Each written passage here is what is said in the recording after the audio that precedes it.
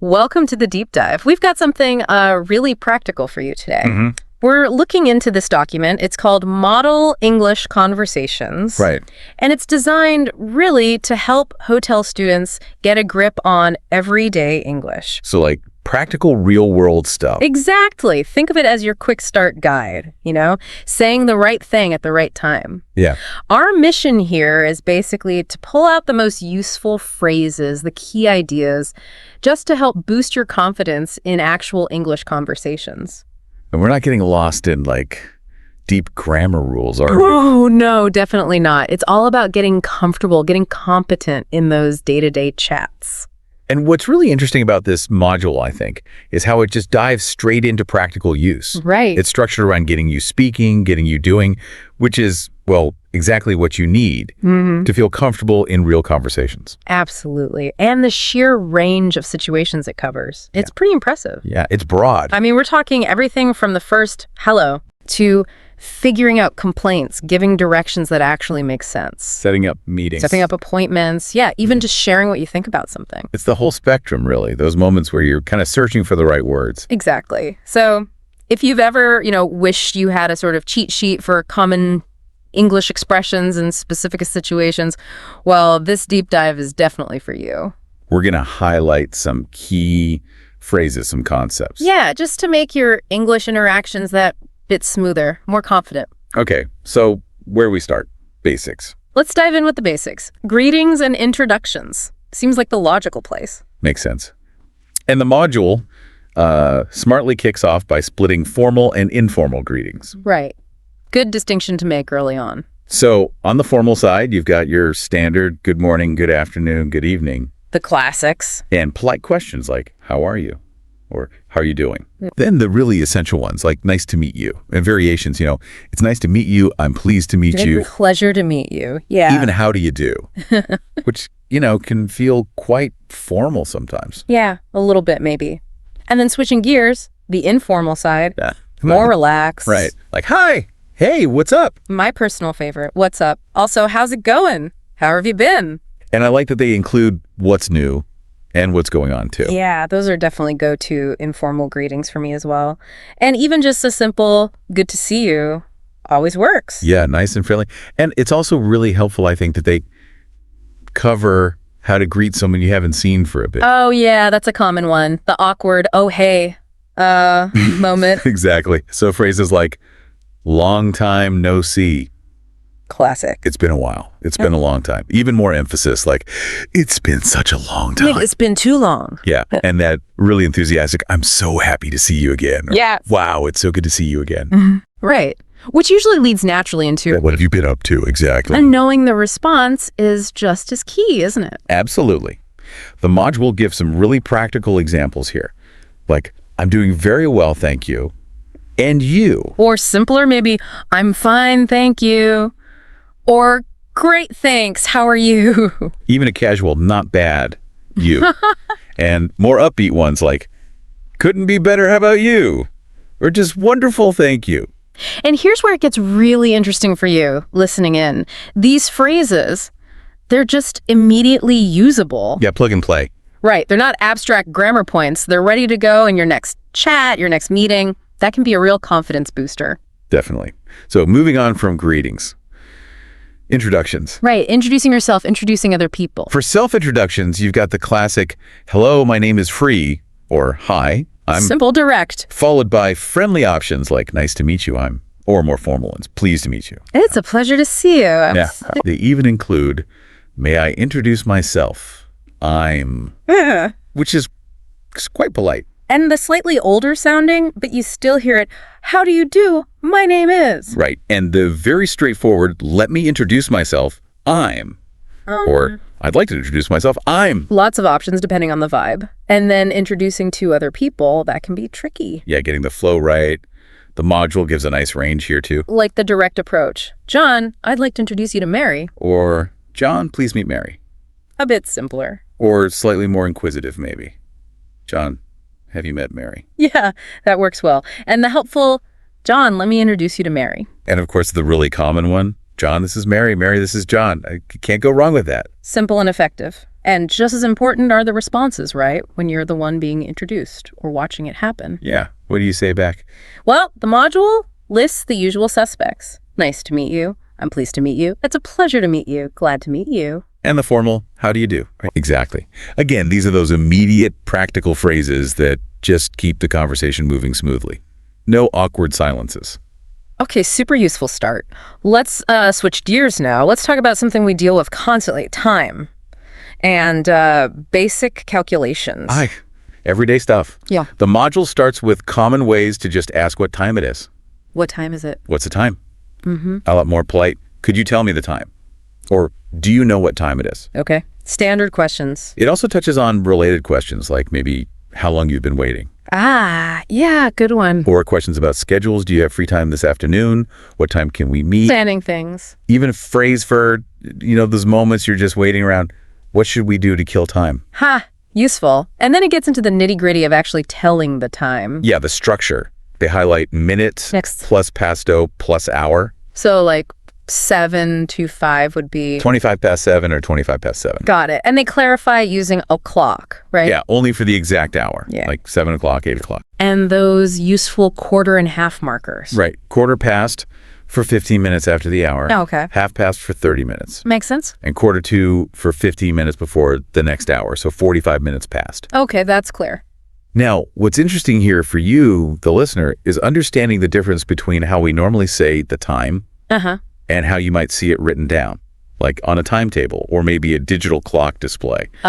Okay. So while you might casually say 5 past 6, a timetable would probably just say 6:05. Right, 6.05. More concise for print. Exactly. Being aware of these different contexts is really key for clear communication.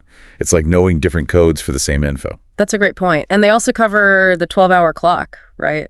With AM and PM. They do. They explain that while the 24-hour system, 15.0 exists. Yeah, military time sometimes called. Right. It's not as common in everyday spoken English, though you definitely see it in specific places like train schedules or official stuff. Sure. And they give some helpful conversions, like showing how 15.0 is 3 p.m.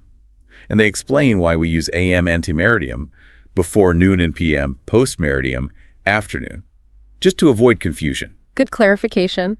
And then calculations, basic math. Yeah, just the basics. How to say addition. Plus. Right, plus equals, or plus is subtraction. Minus. Minus equals, or minus is multiplication. Times, or multiplied by. Yep, multiplied by equals, or multiplied by is, and division. Divided by. Divided by equals, or divided by is. Okay, so an example, like 10 plus 5 equals 15, or 10 plus 5 is 15, or 10 plus 5 is 15. Simple as that. Very direct.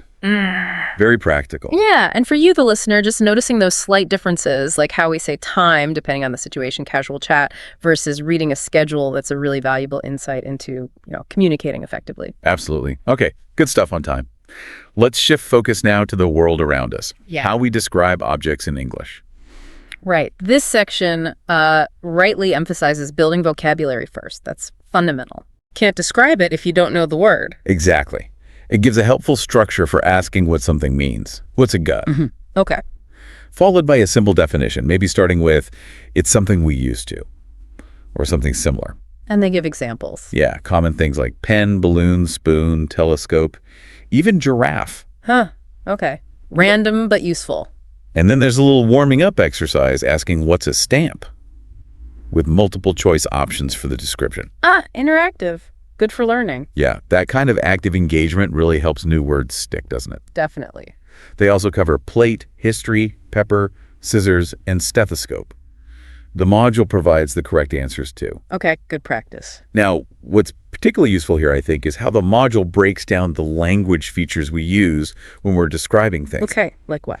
Well, they point out using a specific participant for unique nouns, like the example, Bandingen Beach. Right, a proper noun. Using adjectives, obviously, to add detail. A beautiful beach. Using the simple present tense for facts about objects. Like a giraffe is tall. Exactly. And using action verbs to describe what things do. Makes sense. And then they get into something that can really, level up your English descriptions. Adjective order. Ooh, yes. This trips people up. It does. They lay out the typical order. Opinion, size, shape, age, color, origin, material, purpose, qualifier. Whoa, that's a list. Can you give an example? Sure. They give a beautiful tall girl opinion, beautiful, size tall. Okay. Or a beautiful square wooden table opinion, beautiful shape, square, material wooden. Ah, I see. That's actually super helpful. It is. It's a fantastic detail because, native speakers often just do this without thinking. Right, intuitively. But knowing the rule, or at least the general pattern, can help you build descriptions that sound much more natural and precise. Definitely a good tip. What else in descriptions? The module also tackles explaining steps, like in instructions using how to. Okay, giving directions or instructions. Yeah. They highlight the key language features again, Yeah. using the simple present tense. Right. Using imperative sentences, those direct commands, like turn left or add the flower. Got it. Using sequence words like then and next to show the order. First, then, next. Yeah, using numbering, first, second, etc. Action verbs like turn, plug, mix. Okay. And adverbs like slowly, carefully, to describe how to do the action. Adds important detail. And because this module is aimed at hotel students, it smartly includes a section on cooking vocabulary. Ah, very relevant. Yeah, listing verbs like add, bake, boil, cut, fry, stir. And it encourages you to look up the definitions. It really focuses on those practical kitchen verbs. Makes sense. So for you, the listener, that insight into adjective order that's really valuable, often overlooked, but can significantly improve your descriptions. Totally agree. And the focus on practical verbs for instructions, especially cooking, directly hits those real-world communication needs. Great stuff. Okay, now we get to the real core of communication, right? Asking for and giving information effectively. The heart of it all. The module helpfully splits this into two main question types. Which are? Yes/no questions. The ones you answer with yes or no. Right. And WH questions, the ones starting with what, when, where, why, who, how, whose. Okay. For yes/no questions, they explain how we use modal verbs like can, will, should. Forms of the verb to be, is, are, was, were. Right. And those helping verbs do, does, and did, usually right at the beginning of the sentence. They signal it's a question. Exactly. They give clear examples using to be, like, is Elliot reading? Okay. And with dodos, like, do you eat breakfast? Simple examples. And importantly, they point out that little grammar thing. The S ending on the main verb disappears when you use do or does. Ah, good tip. So he eats breakfast, but does he eat breakfast? Precisely. A small detail, but makes a big difference to sounding right. Definitely. Okay, then WH questions. Right. The ones asking for specific info. What, when, who, where, why, how, whose. The information gatherers. Exactly. The module includes a really useful table that links each WH word to the type of information it's asking for. Oh, that's handy. Like where, asks us about a place, what, about things, why for reason, when for time, how for manner, who for people, whose for possession. Okay, makes it very clear. Yeah.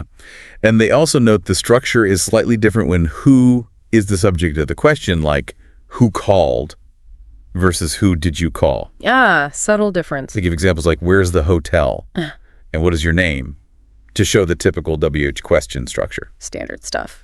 But what's particularly valuable for you, the listener, are the common phrases provided for asking for information. Like polite ways to ask. Exactly. The more formal, could you tell me? Or I'd like to know. And the slightly less formal, but very common, do you know? Yeah, use that all the time. Right. And of course, knowing how to answer is just as crucial. True. It's a two-way street. The module gives examples of common responses, short yes or no answers, Okay. offering explanations like, it's this way if someone asks for directions, and providing specific details when needed, just making sure the information flows. Makes sense. So for you listening, this clear breakdown of question types plus all those practical phrases for asking and giving information, that really builds a solid foundation, doesn't it? Absolutely. Really core communication skills there. Okay, next up. A very practical skill in our connected world, using the telephone in English. Oh yeah, phone calls can be daunting in another language. Definitely. This section offers a fantastic collection of common expressions for both formal and informal calls. And it's organized nicely, right, by what you're trying to do on the call. Exactly. So you have phrases for answering the phone, like the formal way. Hello, thank you for calling company name. This is Susan. How can I help you? Something like that. Right, versus the more informal. Just hello. Huh. Or maybe Susan speaking. Yeah.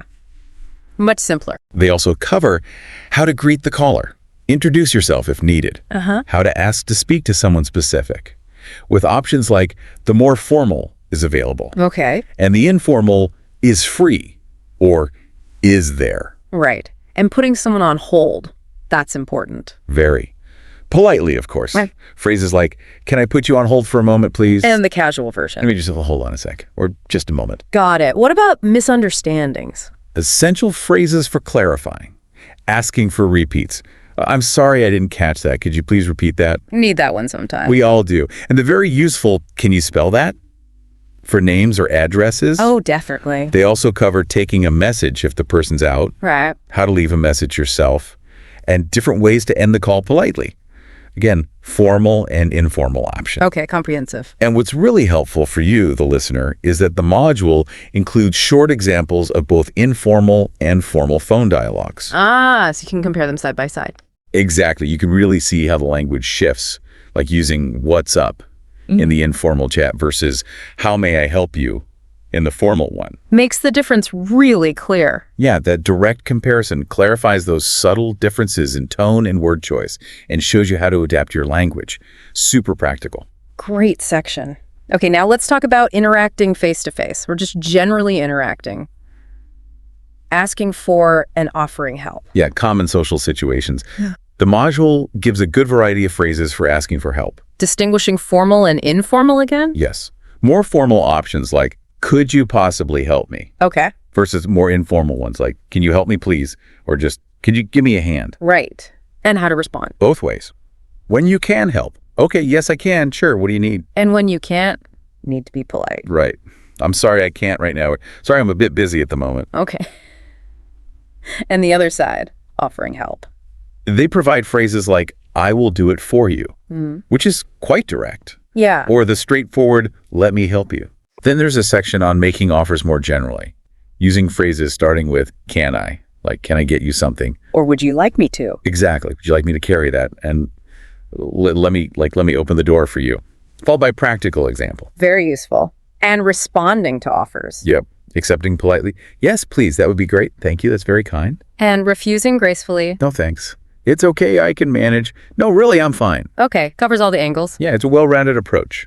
Asking, offering, responding makes you feel prepared. And for you, the listener, having this range of options plus the polite responses really empowers you to handle these common interactions with more confidence. Definitely. Okay, moving on. How about suggesting ideas and reacting when someone suggests something to you? Good one. Collaboration, making plans. This section covers asking for suggestions first. How? Phrases like, what should I do? Or do you have any ideas? Or any suggestions? Okay, simple enough. And yeah. giving suggestions. Phrases like, you should. Maybe you should try the other restaurant. Right. Or why don't you ask Sarah? And how about, often followed by shilzing, how about going to the cinema? Okay, several useful patterns there. And reacting. Agreeing or disagreeing. Exactly. Phrases for agreeing. It sounds good.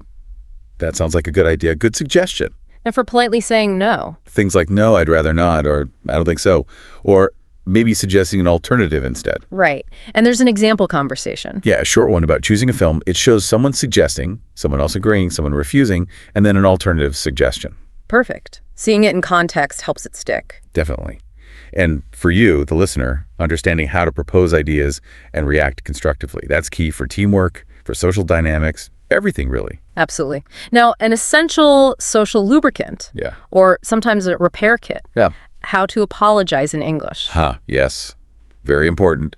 The module gives a range of ways to say sorry, different levels of intensity. From a simple, I'm sorry, or just sorry, Okay. to I'm so sorry, I'm very sorry, I'm terribly sorry for bigger things. Right. It also includes phrases like, sorry, I didn't mean to do that, for accidental stuff. And the more formal, I apologize for, followed by the reason. Okay, good options. And accepting an apology, also important. Crucial. Phrases like, that's all right, don't worry about it. Or the very common, casual, no problem. Exactly. Or, it's okay, never mind. And there's an example dialogue. Yep. A short one about someone being late for work. shows the apology and the acceptance. Practical. For you, the listener, understanding these nuances, how to express regret sincerely, how to accept an apology gracefully, that's just crucial for keeping relationships positive. Isn't it? Absolutely, both personal and professional. Okay. Now, sometimes things aren't great. Let's look at how to make a complaint. Right. Expressing dissatisfaction constructively. This section offers phrases, again, distinguishing formal and less formal. So the formal way might be, I have a complaint to make. Or I'd like to make a complaint about. okay, quite direct and less formal. Maybe something like, there seems to be a problem with, or I'm not very happy about. Softer approach. Does it cover responding to complaints too? Briefly, yeah. From the perspective of the person receiving it, ways to accept it, maybe investigate, or perhaps gently reject it if it's unfounded. Okay. And examples again. 2 short dialogues mentioned. One about a problem with internet service, Relatable. very, and another about an issue with a hotel room. They show different ways to voice concerns and how the other person might handle it, hopefully towards a resolution. Good practical scenarios. For you, the listener, learning how to complain effectively, clearly but politely, and also how to respond professionally if someone complains to you, those are incredibly valuable skills in loads of contexts. Definitely. Okay, let's shift to a happier topic, gratitude. Saying thank you. Much nicer. How does the module cover this? You list different ways to show appreciation, from the simple thank you and thanks, to more emphatic ones like thanks a lot, thank you very much, In intensity. and phrases that explain why you're thankful, like I really appreciate your help, or that was very kind of you. Nice additions. And how to respond when someone thanks you. The classics are there. You're welcome. Oh, the go-to. The slightly more formal, perhaps. It was my pleasure. I like that one. Me too. And the casual, don't mention it, or no problem, or anytime.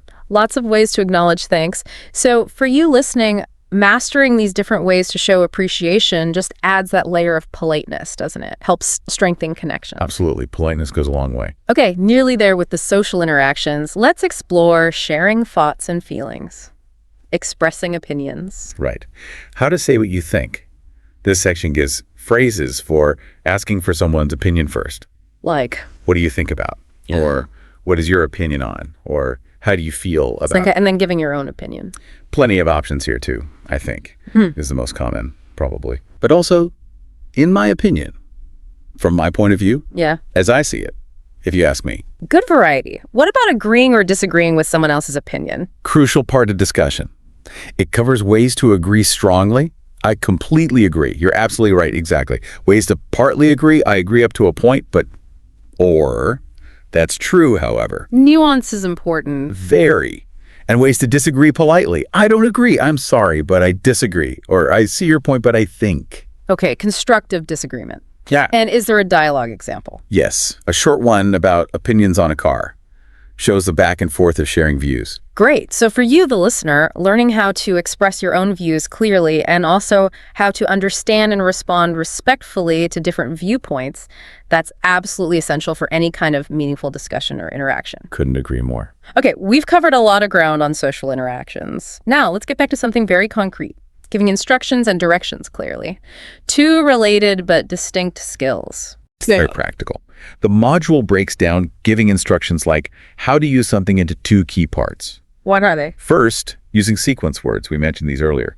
First, then, next, after that, finally, to show the order of steps. Right, the logical flow. Second, using action verbs in the imperative form, basically telling someone what to do.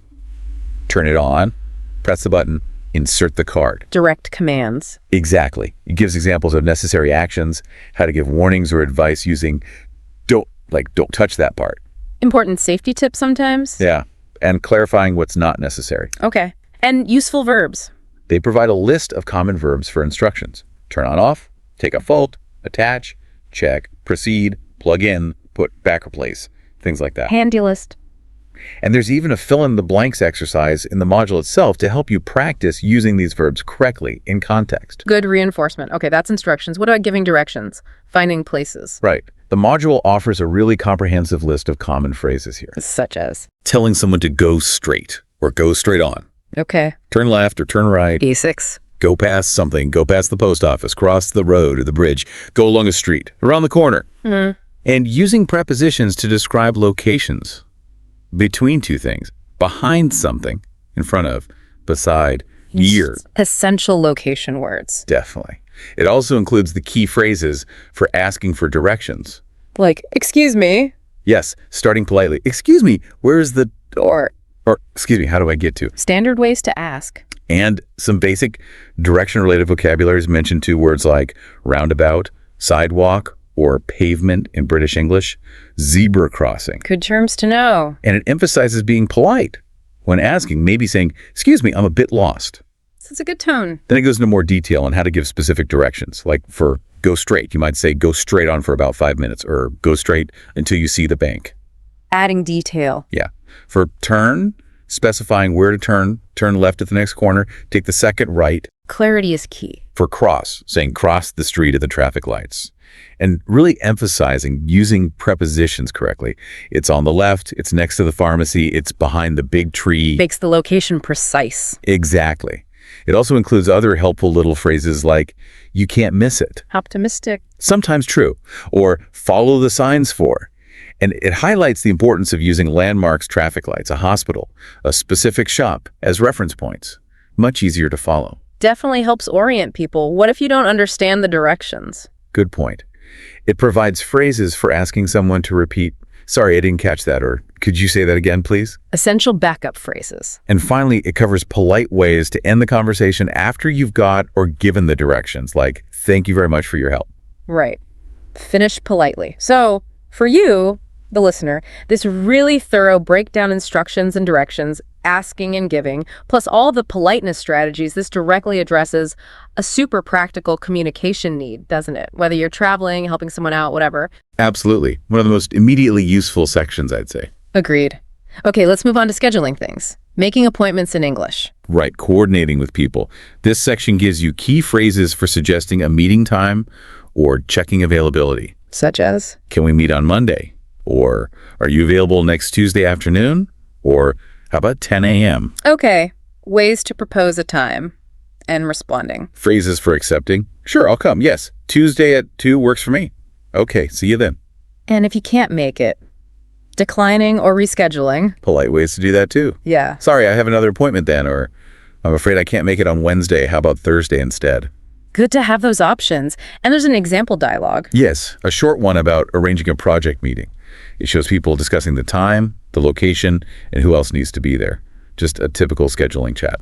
Perfect. So for you, the listener, having these clear, concise phrases for scheduling, that's just incredibly valuable for managing your time effectively, both personally and professionally. Yeah, avoids a lot of back and forth confusion. Definitely. Now, let's consider the opposite of inviting someone telling them something is not allowed. Prohibition. Right. Laying down the rules. The module provides common phrases for stating that something isn't permitted. Using modals. You are not allowed to, or you mustn't, or you can't. Okay. Strong and clear. It also breaks down some common sentence patterns for giving prohibitions. Using don't plus verb, like don't run. Simple command. Using don't be plus adjective adverb, like don't be late. Also common. And using no plus verbing, which you often see on signs like no parking or no smoking. Ah, right. Good patterns to recognize. How about responding to a prohibition? Simple ways are included, like, okay, all right, I understand, or I won't. Just acknowledging the rule. Makes sense. And examples. Brief conversations mentioned. One is a mother telling her son not to be late home. Classic parent move. Totally. And another where someone stops friends from swimming in a forbidden area because it's dangerous. Practical safety example. So for you, the listener, understanding how to clearly state rules or restrictions and how to respond when you're told not to do something. That's really important for safety, understanding social norms, avoiding trouble. Yeah, just basic awareness and clear communication about boundaries. Exactly. Okay, finally, we come to handling different kinds of news. Giving bad news, giving good news. Right, delivering information with the right tone. The module offers phrases for giving bad news gently. How do you soften the blow? Phrases like, I'm afraid I've got some bad news for you, or unfortunately, or I'm sorry to have to tell you this, but... Sets the stage. And how to respond when you receive bad news. With empathy. Things like, I'm sorry to hear that, oh no, that's terrible, or how awful. Okay. And the flip side, giving good news. More fun. Phrases like, I've got some good news for you, or guess what, or you'll never guess. Building excitement. Yeah, And how to react enthusiastically when you hear good news. That's great. Wonderful. Congratulations. I'm so happy for you. Matching the positive energy. Are there examples? 2 brief ones mentioned. One is about a canceled vacation, definitely bad news. Yeah. And another about someone getting a job promotion, clearly good news. Just illustrating the phrases in context. Perfect. So for you, the listener, knowing how to deliver different kinds of news with the right sensitivity or the right enthusiasm and how to react appropriately, that really enhances your interpersonal skills, doesn't it? Makes you a better communicator. Absolutely. It's about emotional intelligence in communication. So as we kind of wrap up this deep dive into the model English conversations, you, the listener, should now have, well, a much clearer picture of a really practical set of essential English phrases. Yeah, covering a huge range of everyday situations. We've really focused on those actionable expressions, the ones you can hopefully start using immediately to feel more confident speaking English. Exactly. I mean, from those first hellos and introductions to confidently asking for directions, saying what you think, even handling a complaint or sharing good or bad news, these are fundamental building blocks, aren't they? Totally. Crucial for effective communication in English. So now maybe think about which of these areas you feel you'd like to practice a bit more. Yeah, good idea. Perhaps you'll go back over this section on giving directions before your next trip. Or maybe focus on practicing how to express opinions more fluently, maybe with a language partner, or even just thinking through responses. Yeah. And finally, maybe just consider this, how mastering these seemingly simple but actually fundamental conversational expressions, how that can really open up new opportunities for you, new connections. That's a great final thought. What kind of conversations do you now feel just that little bit more prepared, maybe more confident to actually have? Welcome to the Deep Dive. Great to be here. Today, we're doing something I think really practical. We're looking at a list of 200 English sentences. Right, the kind meant for everyday conversation. Exactly. It's compiled by a TFL certified trainer. You know, someone qualified specifically for teaching English as a foreign language. So the focus is really on usability. That's the plan. Our mission here is to kind of pull out the key insights from this list, see what it tells us about how English is actually used day to day. Like the nuts and bolts of just talking to people. Precisely. Not abstract grammar, but the real stuff. Yeah, what's great about this kind of source is it's just phrases we actually use. It's not theoretical. It gives you a window into those common patterns, doesn't it? Absolutely. The fundamental building blocks of just chatting. Okay, so let's get into it. The list itself is broken down. It has categories. Yeah, I saw that. Things like daily use sentences, simple, basic phrases. Easy English sentences.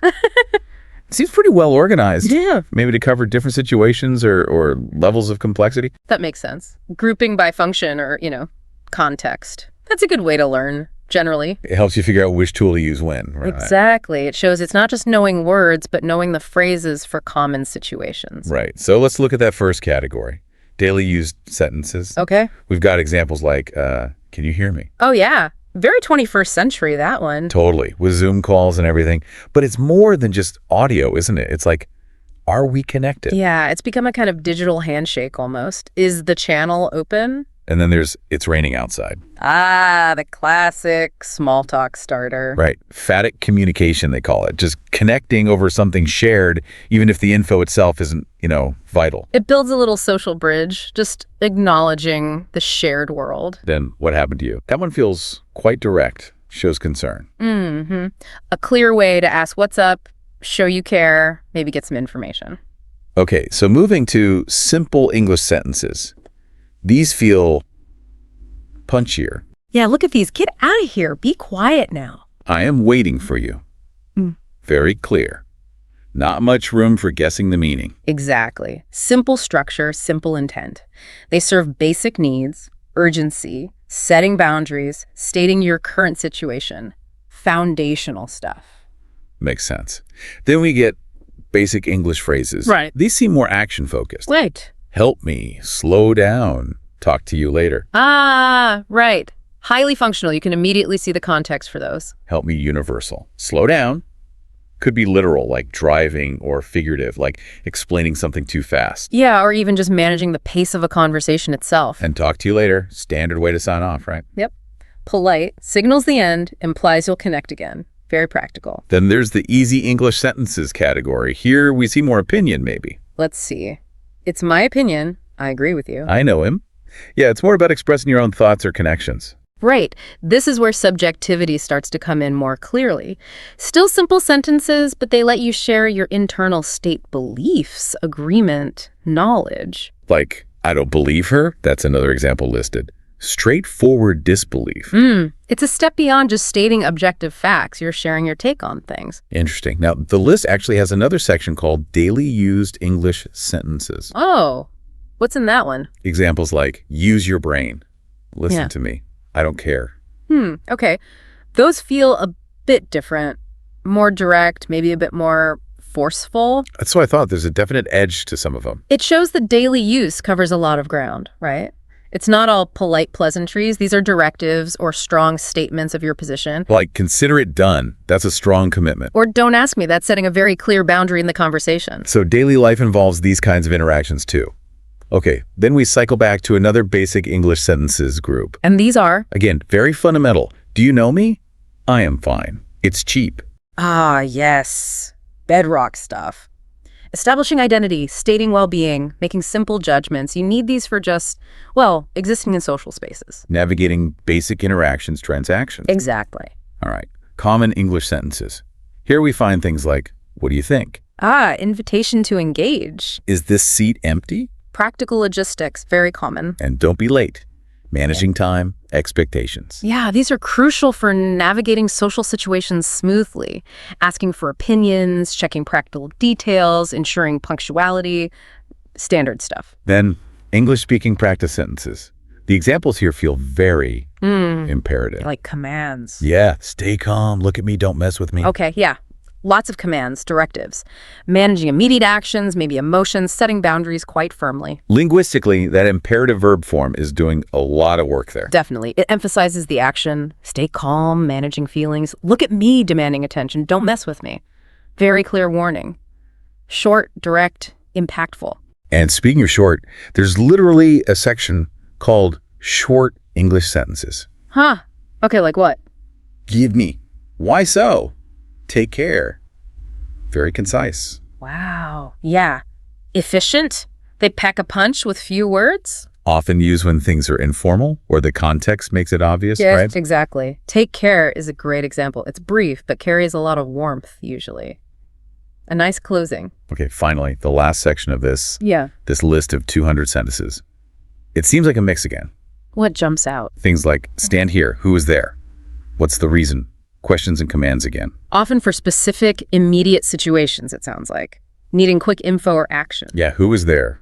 Needs an immediate answer. Reach on time, very clear instruction. Right. Tied to a specific context and need. So if we step back and look at the whole collection, what are the big takeaways? Well, you definitely see a lot of questions, right? For information, for interaction.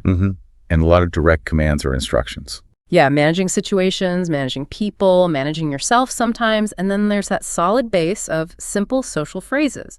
Greetings, opinions, basic facts. It really underscores how functional everyday language is. It's about doing things. Absolutely.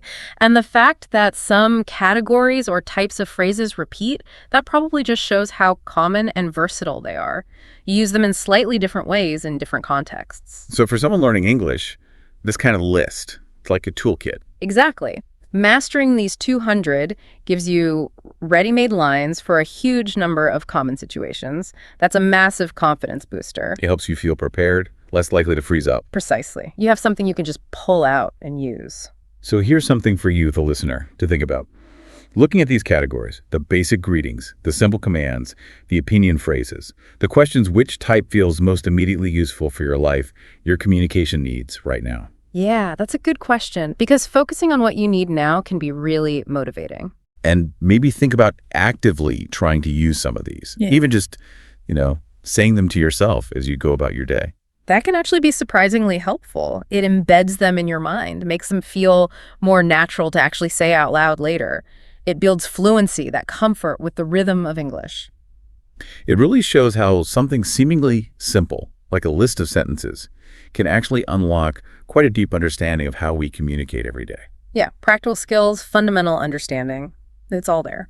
Well, this has been fascinating. Thanks for exploring this with us on The Deep Dive. Hi, and welcome to the Deep Dive. You're here because you want to get smart, fast. Right. We take all the complex stuff, articles, books, you name it, and, well, we boil it down for you to the key insights. Think of it as your shortcut to being really well informed. Exactly. And this deep dive, it's specifically for you, the learner, someone who wants to get information quickly, thoroughly, without getting totally bogged down.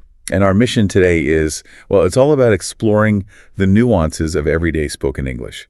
We're digging into Julia Deniskina's book, Spoken English in Dialogues. And this isn't your typical grammar lesson, not at all. We're looking at how native speakers actually talk, the real flow of conversation. Yes. Moving beyond just like knowing the words, it's about how they're used in real life. The politeness, the little phrases, they can make such a difference, can't they? They really can. And what's great about this book, is just how practical it is. So practical. I mean, whether you're traveling or meeting people, shopping, whatever. Yeah. This deep dive gives you phrases you can, use right away. It covers so much ground. Okay, so where does the book start? It kicks off with good manners, right? It does, yeah. Wisely, I think.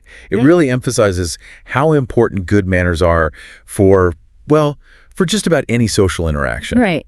And what jumps out immediately is the contrast it draws between formal and informal ways of speaking. Okay, yeah, let's dig into that. So, greetings, for example. You've got the very formal, good morning, how are you? I'm fine, thanks. How are you?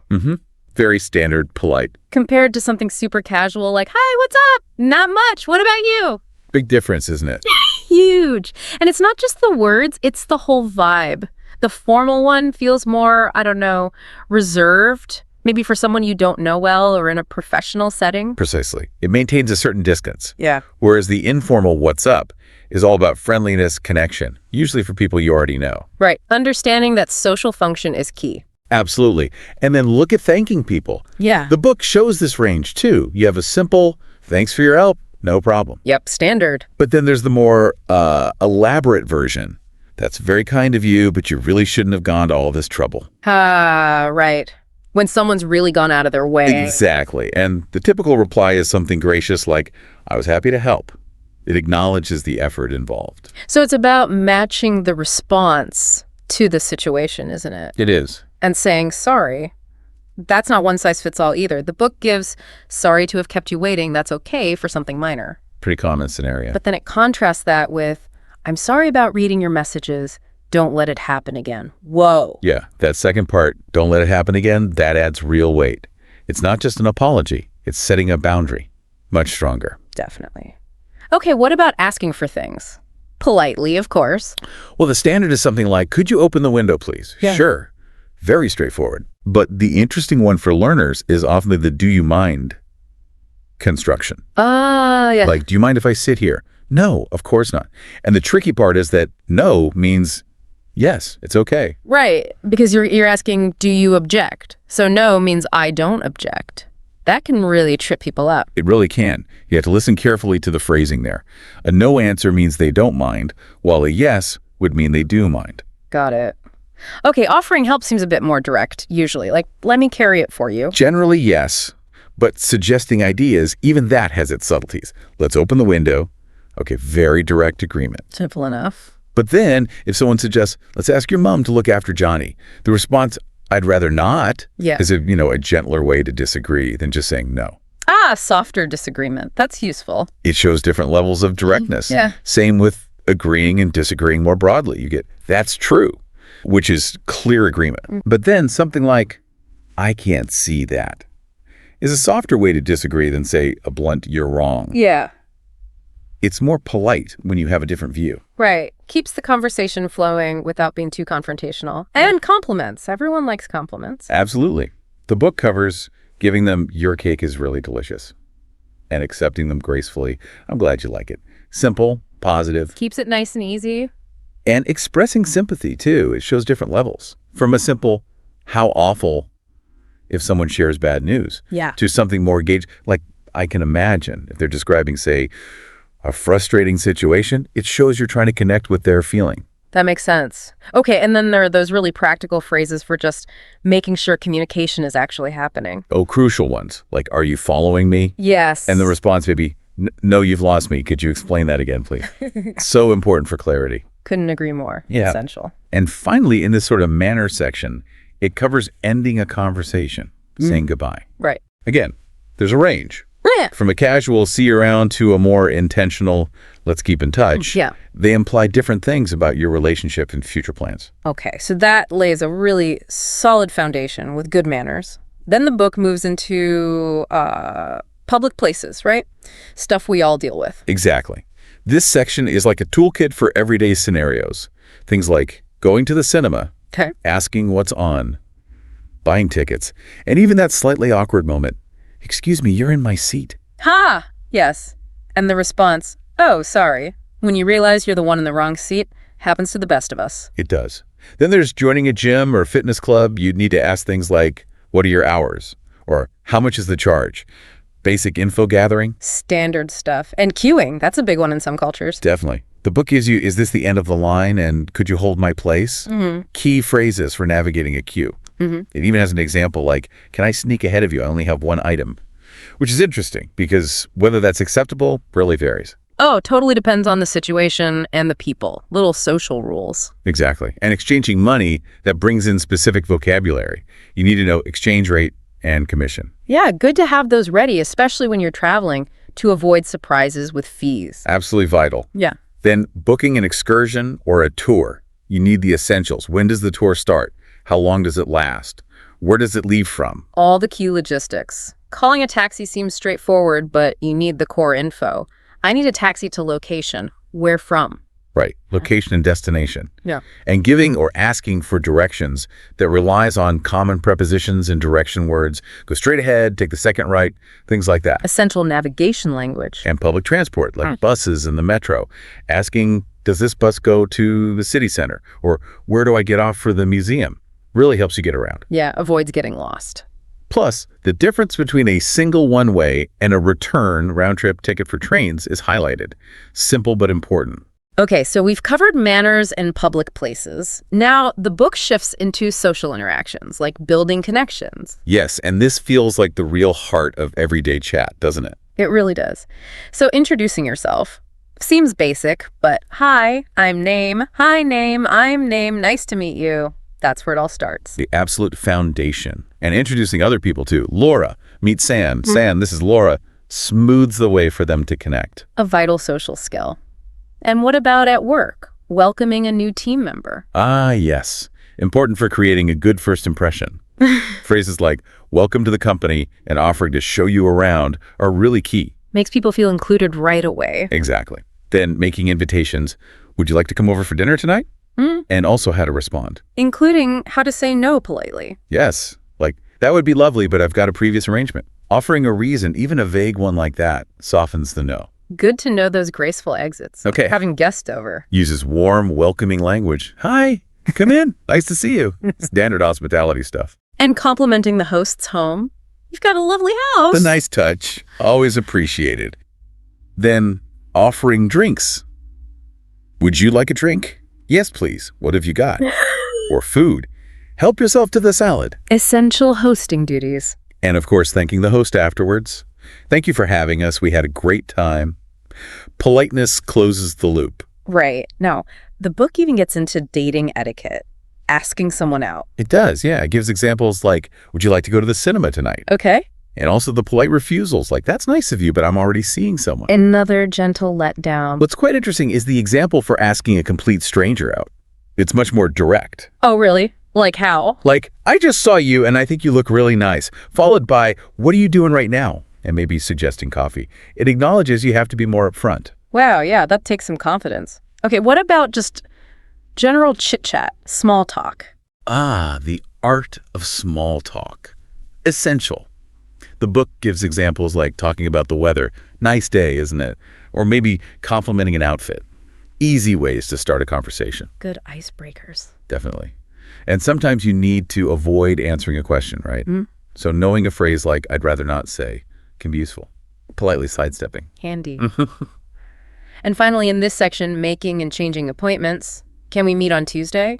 Or something has come up, can we fix another time? Super practical for managing your schedule. Life happens. Okay, let's switch lanes again. Shopping and transactions. This is where English gets really practical for everyday tasks. Oh, absolutely. First step, asking if they even have what you want. Have you got any item? Right, basic inquiry. Then the core buying phrases, Can I have this one, please? And the all-important, how much is it? Can't buy much without asking the price. What about supermarkets? Brings in words like aisle for location, or maybe using the scales for fruit and veg. And a very modern question, are the bags free of charge? Ha! Yes, very relevant now. Clothes shopping. That involves sizes. What's your shirt size? Colors. If you got this in blue, and maybe materials. And then the trying on process. Where are the changing rooms or fitting rooms? And asking, does this fit okay? Or saying, it's a bit tight. All very common. Ooh, in sales, everyone loves a bargain. Definitely. So asking, is this jumper in the sale? Or how long does the sale last? Can save you some cash. Worth asking. And for international shoppers, understanding VAT returns is useful. Knowing the minimum spend, asking for the forms. Good tip for travelers. And paying. Covers, asking about payment methods. Can I pay by credit card? And checking the shop's policy on refunds or exchanges. Important to know before you buy sometimes. Bargaining. Does it cover that? It touches on it, yeah. With phrases like, that's a bit steep. Can you offer it for lower price? More common in some places than others, of course. True. And returns, if something's wrong. Yes, you need to explain the problem. Yeah. The stitching is coming undone, or it shrank after I washed it, giving a clear reason. Okay, makes sense. Now, let's talk travel and accommodation. Another huge area where communication is just critical. Absolutely essential for things to go smoothly. Booking flights, for instance, asking about flight times, or specifically, are there any direct flights? Saves a lot of hassle sometimes. And changing flights. Covered, too, including the potential for a change fee, which is good to be aware of. Always good to know about extra costs. Airport stuff. Checking in. Yep, checking in for your flight, checking your luggage, understanding security procedures. It's all in there. And immigration. Those questions can be a bit nerve-wracking. They can. The book prepares you for common ones like, what's the purpose of your trip? Or how long will you be staying? Having simple answers ready helps a lot. Definitely eases the process.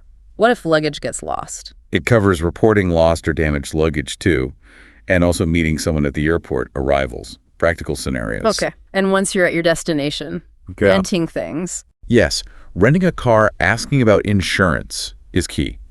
Or renting a flat or apartment, asking if utilities are included in the rent is crucial. Vital details to avoid surprise bills. Absolutely. And then hotels, lots of interactions there. Oh, yeah. Asking about prices, facilities. Is breakfast included? Do you have free Wi-Fi?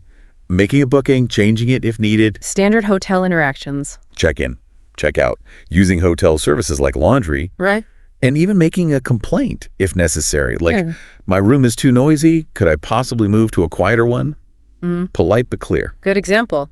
Okay, moving towards more serious situations now. Health and emergencies. Yes, and clear communication here can be incredibly important, even critical. For sure. So, making a doctor's appointment. Yep, and knowing how to describe your symptoms clearly. I have a pain in my chest, or I feel dizzy. Using specific vocabulary helps the doctor. Makes sense. And understanding the doctor's advice. Right. Getting recommendations, understanding prescriptions, asking how long recovery might take, all important for managing your health. Absolutely. The book also covers eating out, restaurants. It does. From booking a table, I'd like to book a table for 2 tonight, to ordering food and even dealing with problems. I was like, excuse me, there's a hair in my soup, or this isn't what I ordered. Knowing how to raise an issue politely. okay. And paying the bill. Asking for the bill. Could we have the bill, please? Discussing splitting it, asking about service charges or tipping customs. All very practical for dining out. And also, what to say if you think the bill is incorrect. Ah, good one to know. What about other problems, like things breaking? Yes, it covers talking about problems with equipment, like a washing machine not working or household appliances, even car trouble. Okay. And indicating if someone suddenly feels unwell or describing a personal health emergency. Wow, quite comprehensive. It tries to cover situations where clear language is really paramount, like reporting an emergency. There has been an accident at location, or reporting a crime at a police station. You need to give clear details. Vital skills. Hopefully you never need them, but good to know. Exactly. And finally, the book wraps up with telephone calls. Yes, telephone etiquette. Still a really crucial skill in many situations. True. So knowing how to ask to speak to someone specific, giving the reason for your call clearly, taking a message for someone or leaving one yourself, checking if it's actually a good time to talk is now a good time to call. Polite and practical. Asking when someone might be available if they're busy, And even handling technical problems like a bad connection. Opposite. Saying something like, sorry, the line is breaking up. Could you speak a little louder, please? Just straightforward ways to address the issue. Okay, wow. So, listening back, this deep dive into spoken English and dialogues really shows an incredible breadth of practical, everyday English. It really does. It goes way beyond just words. It's about the flow, the politeness cues, the expected ways of responding in, well, almost any situation you can think of. Yeah, what really stands out, I think, is how it highlights those subtle differences, like the formality levels we talked about, or just the specific phrases that sound natural. You know, the things that native speakers actually say, not textbook sentences. Exactly. Like the nuances in saying goodbye on the phone or in person. Each phrase carries a slightly different weight, a different implication about the relationship. It definitely provides those aha moments, doesn't it? Realizing there's a standard, culturally accepted way to ask for something or to turn down an invitation politely that can seriously boost your confidence. Oh, absolutely. Getting comfortable with these everyday phrases makes a huge difference to fluency and just feeling, at ease when speaking English. So for you, the learner listening to this, maybe think about which of these situations pop up most often in your life. Good idea. Perhaps focus on practicing those phrases first. And here's something else to chew on. Think about how culture plays into all this. Interesting point. What's considered polite or maybe too direct can vary quite a bit around the world, right? So that's definitely something to keep in the back of your mind as you use these phrases in different contexts. A very important layer to consider. Well, that brings us to the end of this deep dive. We really hope you've picked up some useful insights and feel a bit more equipped for your English conversations. Hope it was helpful. Until next time. Welcome to the deep dive. Today, we're looking at something pretty fundamental. Everyday American English conversations. Exactly. And our source is quite interesting. It's a publication from the U.S. Department of State. Yeah, Everyday Conversations, Learning American English. And it's from their Office of English Language Programs and Office of Written Content. What's really notable is who it's for. 6th to 7th grade English language learners, EFL, ESL students. Right, which, gives us this great baseline to see what they consider the essential building blocks. So our mission today is basically to unpack that, to pull out useful bits about common phrases, social customs, communication styles. Stuff that's helpful for anyone trying to, get a better handle on everyday American interactions. And what jumps out at me right away is, well, the fact that it is the State Department. It kind of signals how important they think these basic skills are. Absolutely, it's foundational. So, where should we start? Greetings. Small talk. Yeah, let's start right there. Introductions and small talk. The publication kicks off by contrasting formal and informal greetings. Right, you have Dialogue 1-1, which is like, good morning, Professor Austin, how are you doing? Very formal. And then Dialogue 1-2 is much more laid back. Hi, Helen, how's it going? You immediately hear that difference in formality, don't you? Totally. Professor Austin, clearly professional respect. Hi, Helen. Instantly more casual, friendly. It shows how Americans often signal the relationship tone right away.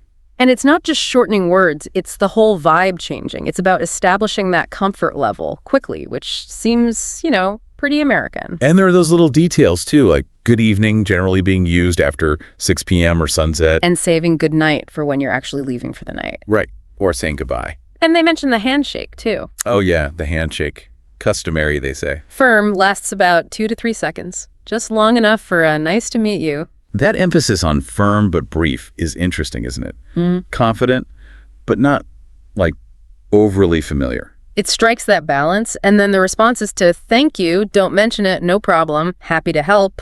Gives you a feel for that casual helpfulness. So from greetings, we naturally move into introductions. Yeah, and again, formal versus informal. Dialogue 1-3.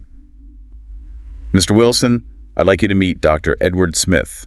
Very structured. Compared to Dialogue 1-4, Mary, this is my friend Jim, much more direct. What stands out in the formal one is that phrase, I'd like you to meet. It's like the standard template.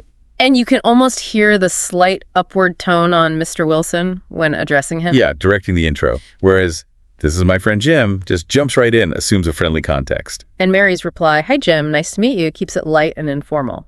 Okay, what about asking for the time? Dialogue 1-5, Natasha's stressed. What time is it? We're going to be late. And Tony's calmer. It's 7:15. The notes point out the different ways we say that. 7:15 or just 7:15. Right, or 7:30 versus 7:30, common variations. And the context clues, like mentioning evening traffic, help pin down whether it's AM or PM. Exactly. And that exchange also shows those little reassurances when someone's stressed about time. Like, don't worry, or we're fine. Yeah, small phrases, but they manage the social dynamic around schedules. Okay, next up. Phone calls. Dialogue 1 to 6. John calls Alice. Starts super casual. Hi, Alice, it's John. And that it's John is interesting, right? Functionally means I am John on the phone. It's just what people say. Totally normal shortcut. Then his request, I was wondering if you'd like to go to a movie tonight. That I was wondering if is classic, polite, indirect phrasing. Yeah, it's tentative. Makes it easy for Alice to say no if she needs to. It's less demanding. But she's keen. Sure, I'd love to. Very enthusiastic. Which encourages John. And his follow-up, I was thinking about that new comedy. What do you think? Keeps it collaborative. He's inviting her opinion. So it's not just stating plans, it's building them together. Dialogue 1 to 7 tackles phone problems, misunderstandings. We've all been there. Luke asks, who'd you say? Can you repeat that, please? Because the phone is cutting out. And the notes give options for asking for repeats. From a quick, excuse me, to a more formal, I beg your pardon. Grid range. Yeah. And for bad reception itself. Specific phrases like, the phone is cutting out, or the line is breaking up. Or even the call dropped. Yeah. And the ending, talk to you later, after Stephanie mentions the bad reception, is a pretty typical way to wrap up a frustrating call. Okay, then there's a coincidence. Dialogue 1 through 8. Meg bumps into Julia. And you get those immediate expressions of surprise. Well, hello there, Julia. Long time no see. Followed by Meg. Hi. What a coincidence. What a structure really amps up the surprise. It does. And then the little joke, you always did have good taste, about the shirt. That emphasis on did implies some shared history, lightheartedness. Yeah, bit of friendly banter. And the closing line. What a small world. Almost automatic when you have an unexpected meeting like that. It's such a standard phrase. Okay, last bit of small talk in this section. Weather. Dialogue 1 to 9. Jennifer starts strong. It's freezing outside. Mentions a cold front. Which we understand is just a massive cold air moving in. When she uses supposed to, I thought this cold front was supposed to pass. Meaning that was the expectation, but it didn't happen. And notice Gabriella's response is, yeah, yep, just little signals she's listening. Standard back channeling. Right? And Jennifer citing her source, that's what I read online, is also pretty common in casual chat. True. We do that all the time. The dialogue also brings in words like wind chill. And driving down to explain how that wind makes it feel colder. Practical weather talk. So that covers those initial interactions, greetings, basic chat. Quite a lot packed in there already. Definitely. It sets the stage for more specific situations. Which is where the next section goes. Around town. Starting with ordering a meal. Very everyday. Dialogue 2-1, the waiter's opening. Can I start you off with something to drink? Pretty standard script, that. You can almost hear the slight upward intonation for the question. Ralph says, I'll have iced tea, please. And I'll have lemonade. Straightforward. Then the waiter asks, are you ready to order or do you need a few minutes? That or clearly lays out the choices. And when Ralph orders his food, I'll have the tomato soup to start and the roast beef. He stresses the food items, right? The key information. Exactly. And Anna's response is like, well done, please, for the beef, or, and I'll just have the fish. She drops the subject and verb. I'll just have the fish, not I will just have the fish. Relies on context. Very common in short answers like that. Okay, shift gears. Dialogue 2-2, the doctor's office. The doctor's opening. What seems to be the problem? Direct, but standard for that situation. And Kathy starts with, well, I have a bad cough and a sore throat. That well often acts as a little pause, a way to start explaining. She uses simple present tense for her symptoms. I have. And when asked how long, she says, about 3 days now. About signals as an estimate. Then the doctor's instructions. Take aspirin. Get plenty of rest. Make sure you drink. All direct commands. Imperative form. Just telling her what to do. Clear and concise. Makes sense in a medical context. Next, asking directions. Dialogue 2-3. Mark starts politely.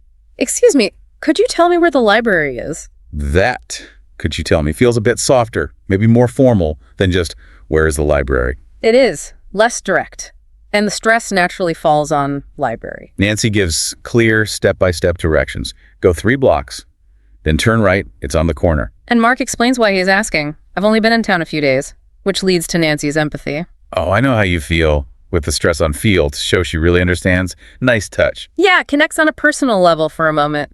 Dialogue 2 to 4 is more intense. Calling for help, 911. Starts with Peter's shout, "Hey, that car just ran a red light and hit that truck. Immediate emergency alert." And Gail's instant question, is anyone hurt? Rising tone, showing concern.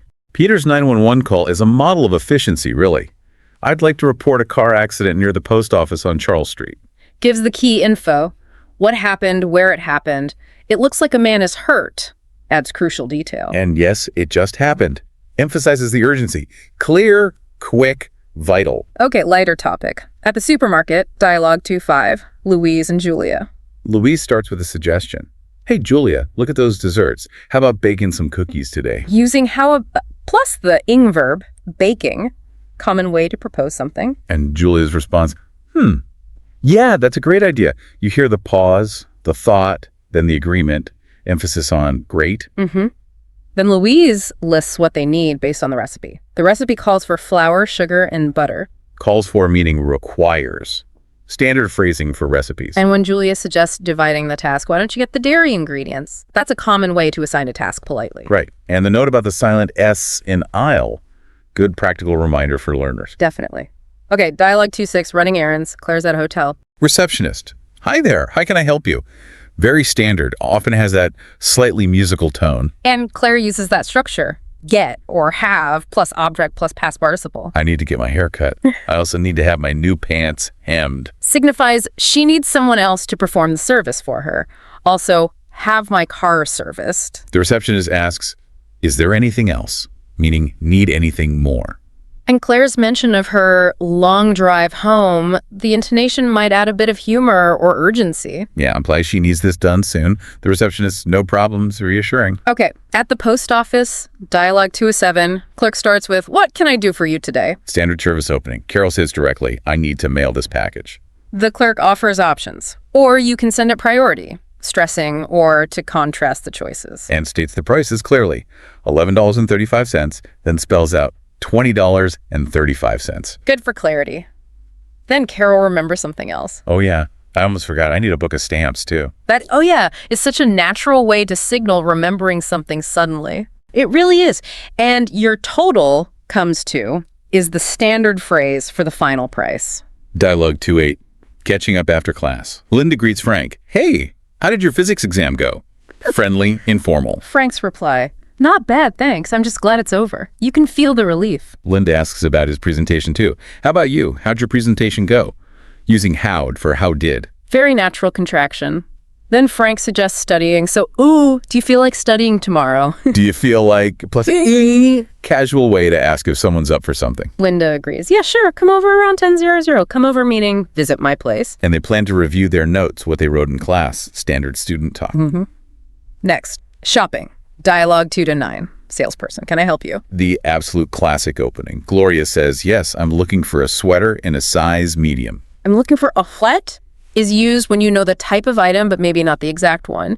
And sizes, small, medium, large, basic, but essential. The salesperson says, let's see, while looking, common hesitation phrase.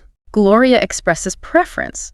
"I think I'd rather have it in blue. I'd rather," shows her alternative choice. Then the offer. "Would you like to try it on?" Using the phrasal verb, try on. And it goes in the middle. "Try it on." Gloria likes it. "Yes, I love it. It fits perfectly." And ask the price directly. "How much is it?" Then confirm to the purchase. "I'll take it." Clear intent. Okay, last one in this section. Transportation, dialogue 2-10, Joyce and Bill. Joyce presents options. "Should we take a taxi or a bus?"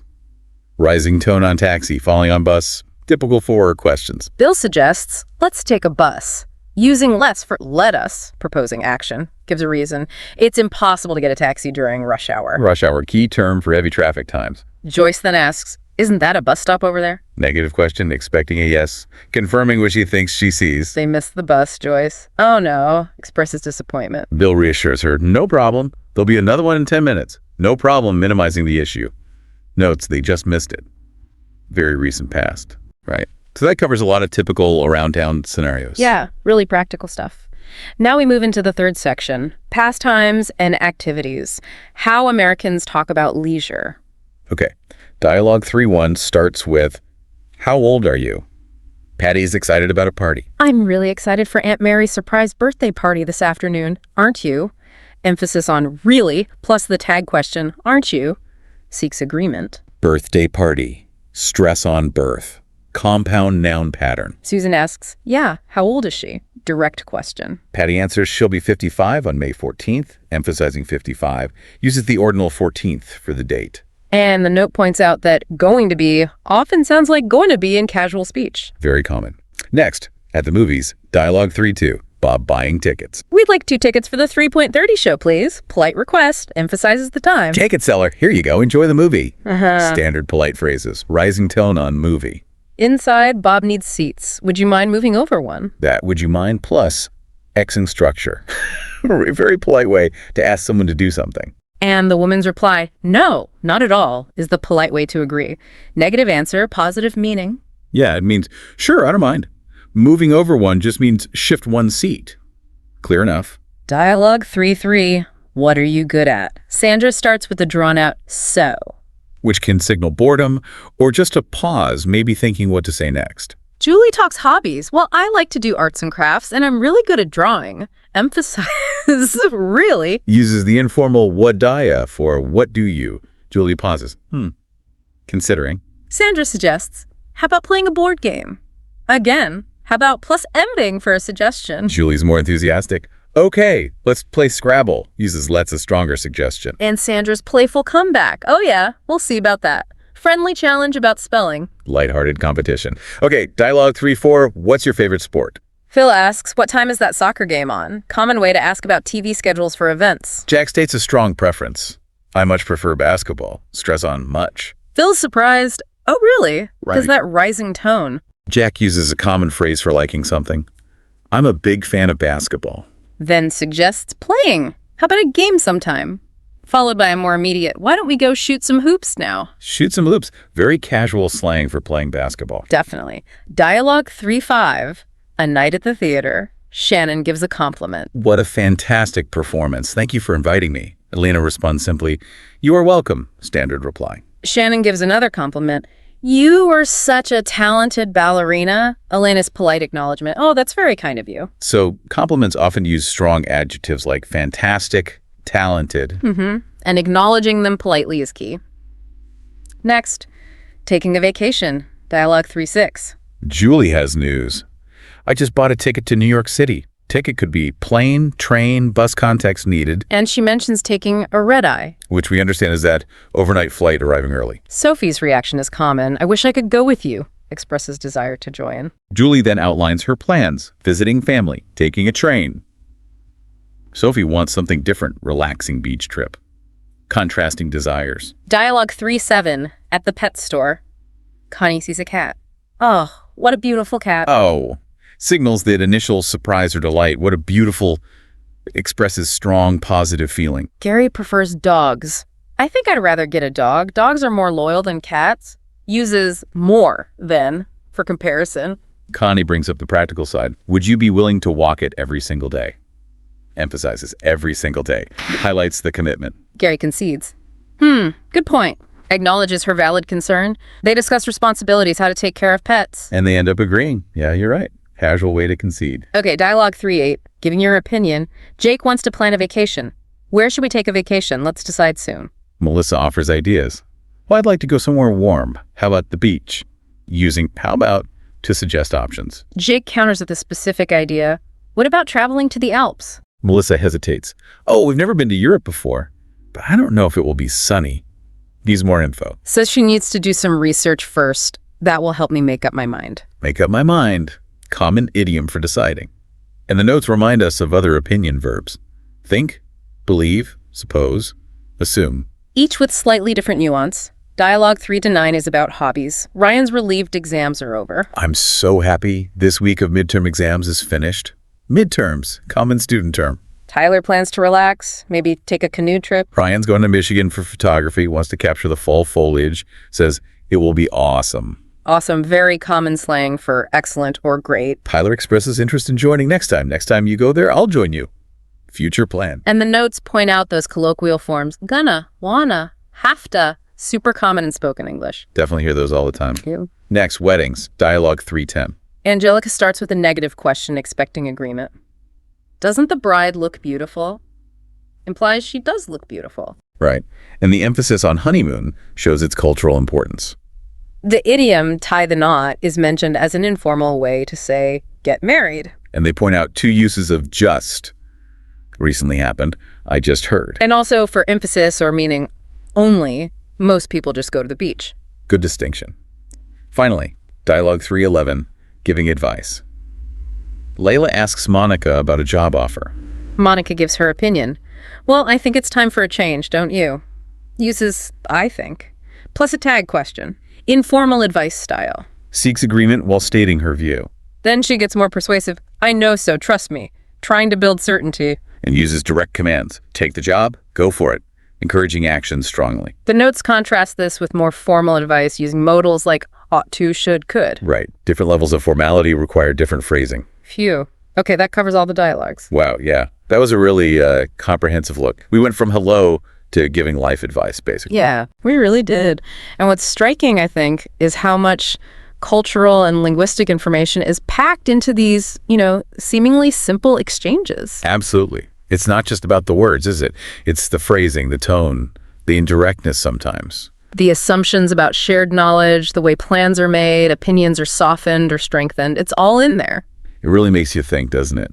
How these everyday ways of talking in American English might compare to other places, other English varieties. Or even to your own first language. How would you handle asking for directions or giving advice or making small talk? Exactly. It's a great reminder to, pay attention to those nuances in daily interactions, wherever you are. Definitely food for thought. A lot to observe and learn from. Well, thanks for joining us on this deep dive into everyday conversations.